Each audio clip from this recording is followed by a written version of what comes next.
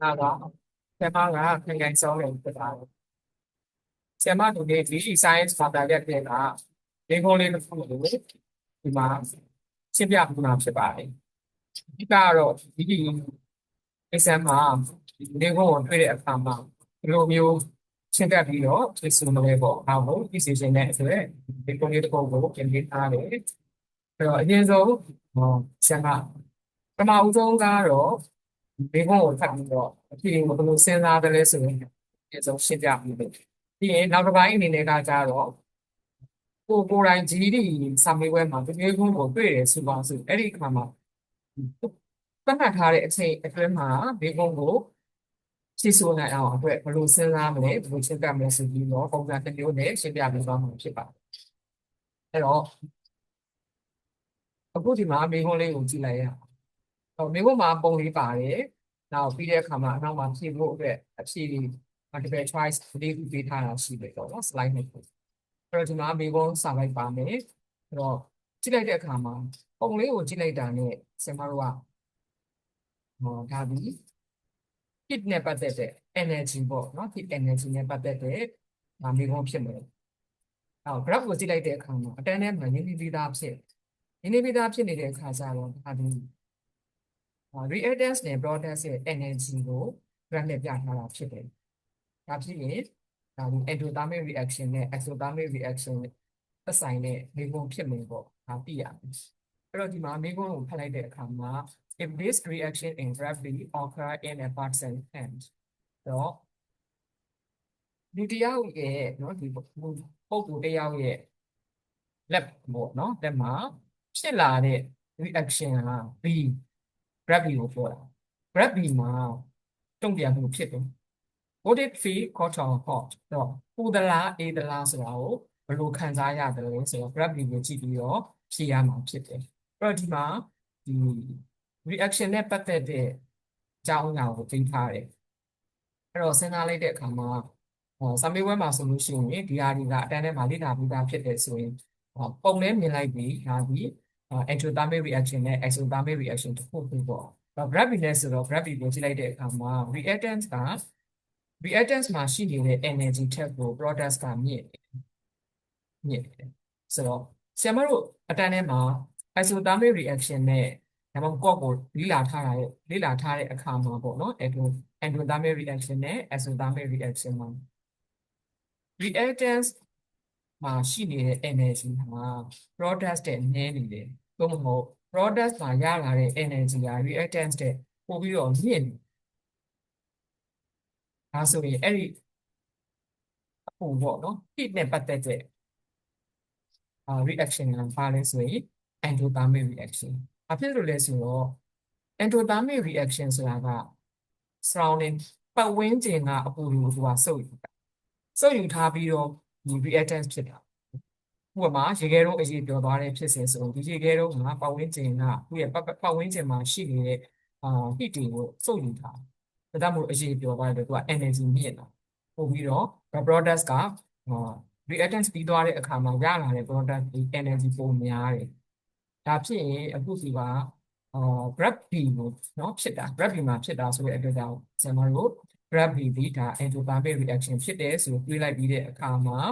ကျွန်တော်တို့အဖြေကိုဘယ်ဟာရွေးမလဲဆိုတာကြည့်ရအောင်နော်ဒါကအတန်းထဲမှာသင်ထားတဲ့အခါမှာကျင့်သားရနေတာဖြစ်နေမယ် endothermic reaction ဆိုလို့ရှိရင်ဒီ reactance ရဲ့ energy ချက်ကို product ကပုံမြင်တယ်ဘာကြောင့်လဲဆိုတော့ဒီ endothermic reaction က energy ကို absorb လုပ်ထားတာအကြောင်းပေါ့လို့အဲ့တော့ဆရာမတို့အဖြေရွေးမယ်ပေါ့နော်အဖြေရွေးမယ်ဆိုတဲ့အခါကျတော့ဆရာမတို့ endothermic reaction အကြောင်းကိုအခုကကျွန်တော်ဆရာမတို့က graph B ကိုပဲfocus ထားရမှာပေါ့နော်အဲ့တော့ endothermic reaction ဒီသူ့ရဲ့ပတ်ဝန်းကျင်ကဘာဖြစ်သွားမလဲအပူကိုစုပ်လိုက်တဲ့အတွက်သူ့ရဲ့ပတ်ဝန်းကျင်မှာရှိနေတဲ့သူ့ရဲ့ surrounding တစ်ဝိုက်ကအေးသွားမှာဒါသူ့ရဲ့ဘောတဘာဝဒါလေ့လာပြီးသွားပြီဆိုရင်နော်ဒါသိထားပြီးသားအဲ့တော့ပတ်ဝန်းကျင်ကအေးရမယ်ဆိုတဲ့ခါကျတော့သူပြောတဲ့ဒီဖြစ်စဉ်မှာဒီ percentage ဟဲ့နေတာအေးကိုအေးရမှာနော်ဒါကြောင့်မို့ဆရာမတို့ဒီမှာကြည့်လိုက်တာ ਨੇ ခိုးဒီနှစ်ခုတည်းကတစ်ခုခုပဲဖြစ်တယ် C ကလုံးဝမဖြစ်နိုင်တော့ဘူး D ဟာမဖြစ်နိုင်တော့ဘူးဒါကြောင့်မို့လို့ဆရာမတို့က C နဲ့ D ကိုရွေးစရာမလိုတော့ဘူးခိုးဖြစ်ရမယ်ဆိုတာသိကြသွားပြီဘာကြောင့်လဲ endothermic reaction ကိုလို့ A နဲ့ B နဲ့ဟာဖြစ်မလဲ it would be called because the reaction would absorb energy from the person and ဒီ person hand ဆိုတာကဒီ reaction ရဲ့ surrounding ကိုပြောရမှာပေါ့နော်ဘေးပတ်လည်မှာရှိတာသူ့စီကအပူကိုစုပ်တာဒီ endothermic reaction ရဲ့သဘောတရားပဲအဲ့လိုစုပ်လိုက်တဲ့အတွက်ကြောင့်ပတ်ဝန်းကျင်ဟာအေးလာမှာဖြစ်တယ်ဒါကြောင့်အဖြေကိုဆရာမတို့ကအေးယူလိုက်ဒီရောမဖြစ်နိုင်ဘူးလားဖတ်ကြည့်ရအောင်ဟုတ်ပြီသူကအေးတဲ့ဟာကိုခံစားရမယ်အေးမယ်ပေါ့ဘာကြောင့်လဲဆိုလို့ရှိရင်ဒီ reaction ဖြစ်လာတဲ့ reaction ဒီ energy ကို release လုပ်တဲ့အတွက်ကြောင့်ဒီ person ရဲ့ဒီလူပုဂ္ဂိုလ်ရဲ့လက်ကဘာဖြစ်သွားမလဲဆိုလို့ရှိရင်အေးမယ်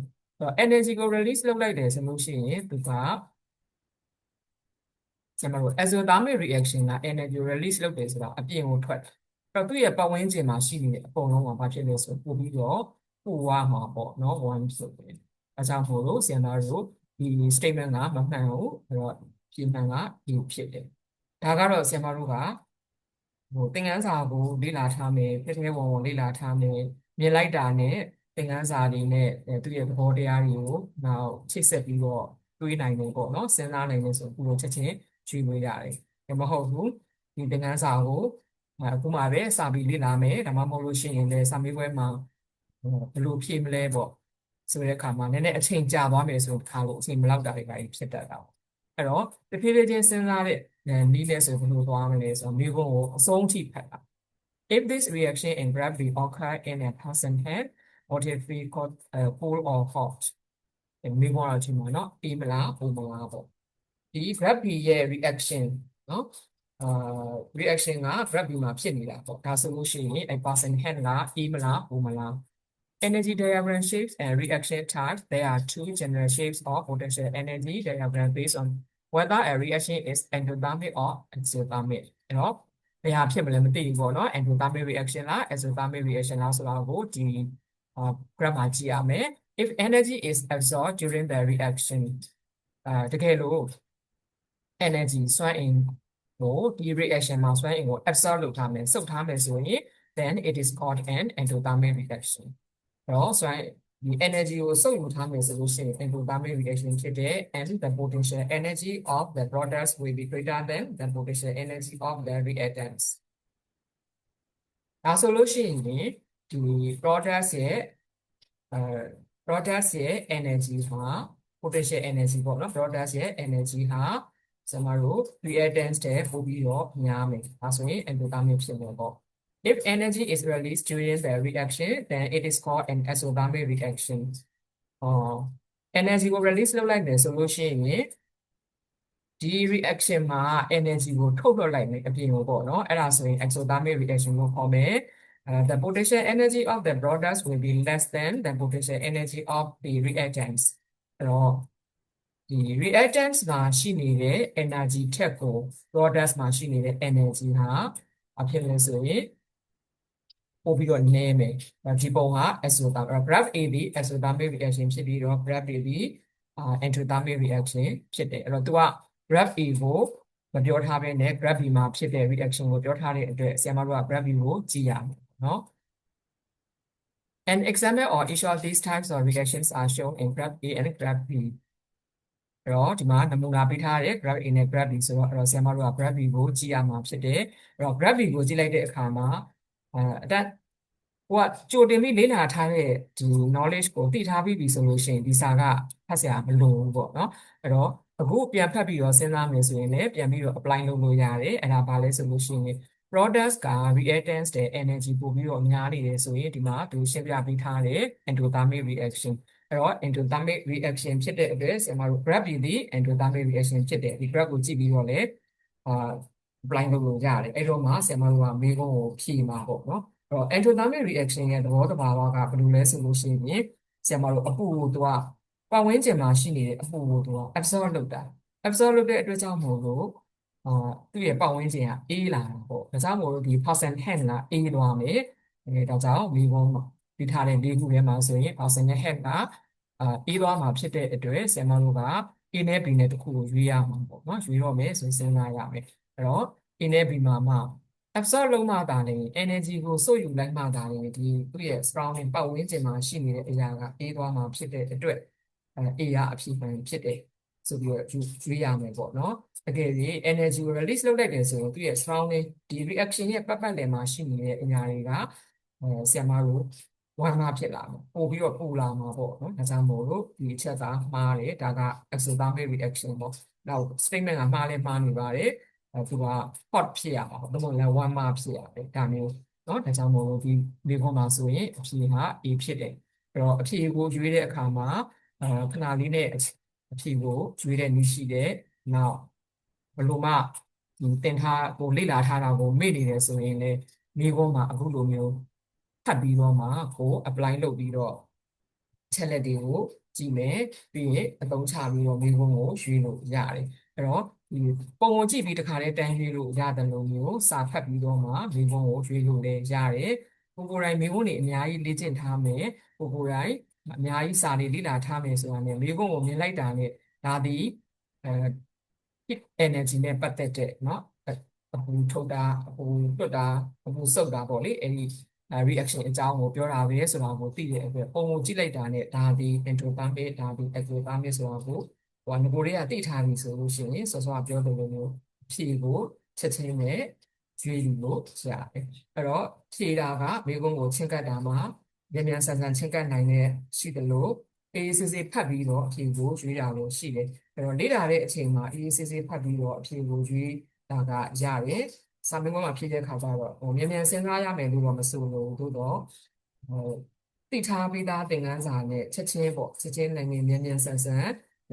ဆိုတာကပေးထားတဲ့သဘောတရားကိုเนาะချက်ချင်းသိပြီးတော့အဖြစ်ချက်ချင်းရွေးနိုင်တဲ့အဆင့်ဆိုရင်ဒီမျိုးခွန်းလေးကို10မိနစ်ခွဲလောက်နဲ့ဖြေနိုင်ပါတယ်ဒီတဲ့မြန်မြန်လေ့ကျင့်ထားတဲ့ကိုဆိုရင်10မိနစ်နဲ့အဖြေကိုပုံလေးကိုကြည့်လိုက်မယ်ကြည့်တာနဲ့သိတာနဲ့ချက်ချင်းဒါအဖြေကိုတန်းပြီးရွေးလို့ရတယ်ဆိုရင်10မိနစ်နဲ့အချိန်ပြီးလို့ရတယ်တော့အချိန်ကတော့ကိုယ့်ဘာသာကိုမိကုံးကိုလေ့ကျင့်လိုက်အချိန်ကိုကိုယ့်ကို management လုပ်ရင်းနဲ့ဒါပြေးပြေးနဲ့မိကုံးတွေကိုချင်းကပ်ပြီးတော့ဖြည့်ဆို့နိုင်မှာဖြစ်ပါတယ်အားလုံးပညာရေးတန်းတို့ခွင့်ရကြပါစေ